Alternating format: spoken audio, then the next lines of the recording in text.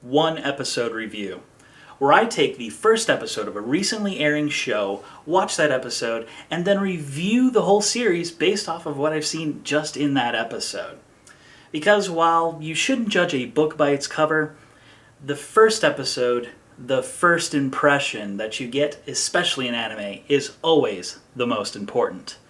Today's victim, Sword Art Online 2.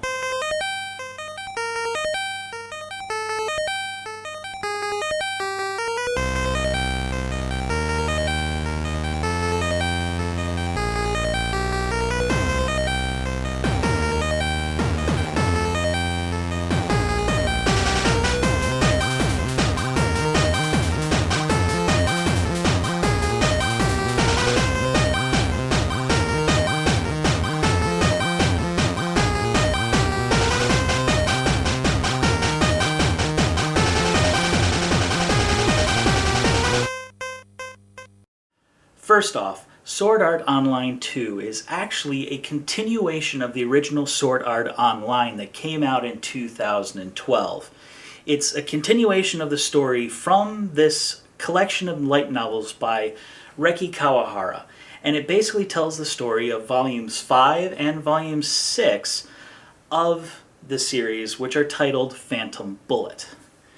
As for the story, well, I'll give you guys a few seconds to skip ahead if you don't want to actually watch spoilers. If you do, stay tuned for a moment.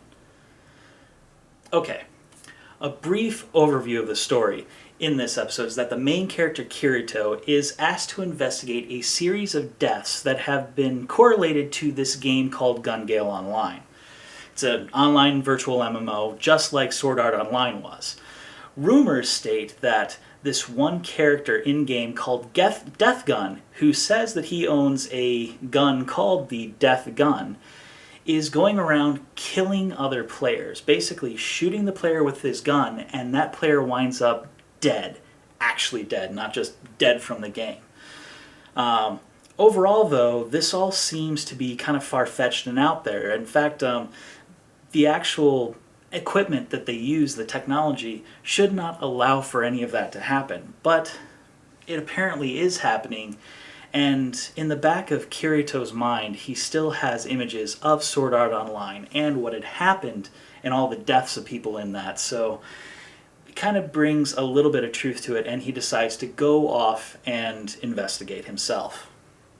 Now, as for what happens in this first episode, Kirito is invited to basically go to a restaurant with this government busybody that he's kind of gotten to know since he got out of Sword Art Online. He's basically been helping this guy out, giving him information about what he knows about the game and things like that. After all, Kirito, this main character, is the one who got through Sword Art Online and actually unlocked the game and let everybody out, so he's kind of listed as a hero and used as a good technical resource as things should go concerned.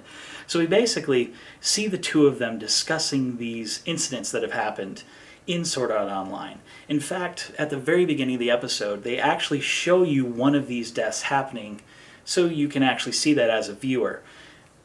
It then goes into this segment there, and that whole discussion, which is the majority of the episode, is actually encompassed by a short segment of a date that Asuna and Kirito go on in central Tokyo at the palace there.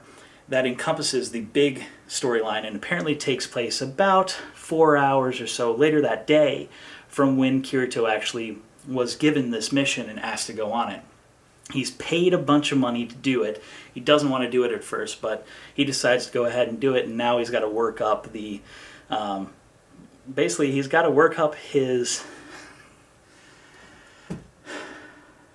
Well, he's got to tell Asuna, and that's a little bit of a difficult time for him, apparently. Now, after all of this has gone on in this conversation, him and Asuna are basically talking about what the difference is between the real world and the virtual world. And that kind of continues on this storyline that they've had in the past based off of their experiences in Sword Art Online, basically being stuck in-game, and this being their world, their reality for such a long time, and now being out in the real world. After all this takes place, we are then introduced to a new character whose in-game avatar, as far as we know, is just Shinon as the character name. It's a girl who is a sniper in Gun Gale Online, GGO, and you see her kill somebody, sniping somebody from a very long ways away, and then that's the end of the episode. Welcome back, for those of you who had stepped away for a little bit, and those of you who've been with me all along. Let's continue on here. First, from this first glance of this very first episode, we are bombarded with information. And really, the episode format, and from what I can tell from this whole series, it's not formatted in a way that's easy for a new person to actually just jump on in. It's definitely geared towards people who have seen the original SAO series and know about the storyline. It's almost like the animation itself, Sword Art Online, never ended, and they're just continuing it on. There's no recap, there's no real information about what had happened before in order to allow a new audience to start from here. There are a few very short, very vague references to certain things that had happened previously in the storyline, but overall, you really need to have seen the show in order to actually continue on, or at the very least have gotten a brief synopsis from somebody who had watched the show, or if you've read the light novels, you can probably hop in there and kind of see what it's at.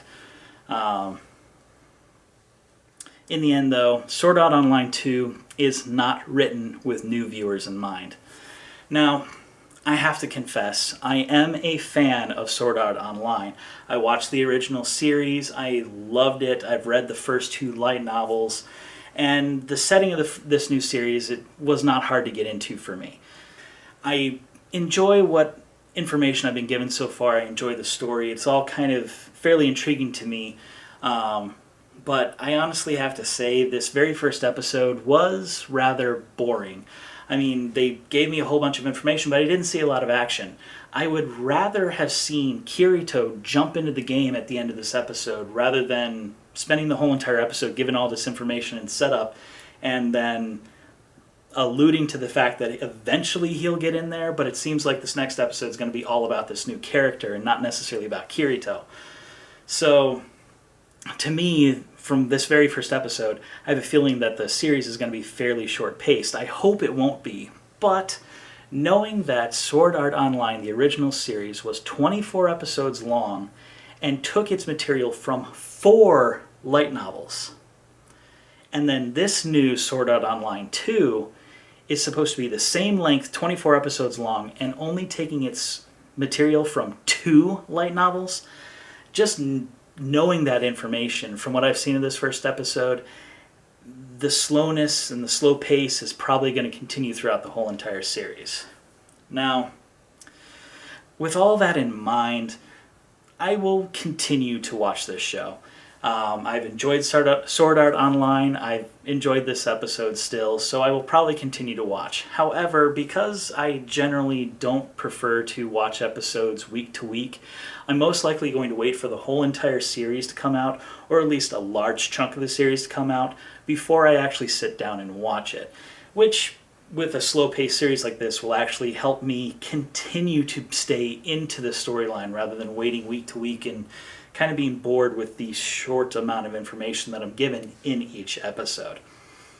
As for recommendations, if you're a fan of Sword Art Online, if you've read the light novels, you will enjoy this, I'm pretty sure. It's a continuation of the storyline. There should not be any reason why you wouldn't enjoy this. However, if you are new to Sword Art Online and slightly intrigued to actually jump into it, honestly, this is not the starting point for you. You need to go back and watch the original Sword Art Online in order to catch up on the storyline, to really understand what all's happened in the past so that you can continue on here in the future.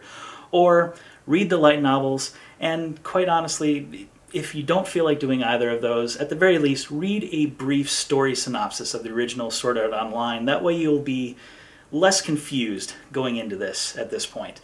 But honestly, I really enjoyed the original Sword Art Online, and I think you should watch that first, foremost over top of any of those other options. But, you know, this first episode, that opening, which, you know, those of you who I've been watching anime for a while, know that most first episodes now, the opening is the actual ending in the first episode, and that's then the opening from then on. Kirito, it looks like he's playing a girl in Gun Gale Online, which is kind of interesting. It's not something I expect. And then on top of that, he's bringing a sword to a gunfight, which is out there and crazy, but from the animation, looks like he's holding his own. And quite honestly, from what I know of Kirito, that is right up his alley. He's really good with swords, not so good with guns, so why not try to do that? Just judging from that, I mean, that makes me want to watch. That's the reason why I want to see him in the game and not all of this existential quandary and discussions and information gathering. I want to see him in the game. I want to see the action because that looks sweet. Either way, though, this is Nate, signing off.